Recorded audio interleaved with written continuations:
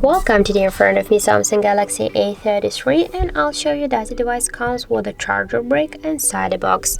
So now I'll see that. So as can you see, unfortunately we have no here any chargers inside the box.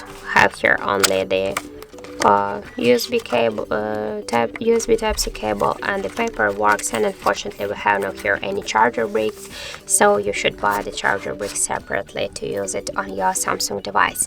So that's it. Thank you for watching, and if you find this video helpful, don't forget to leave a like, comment, and to subscribe our channel.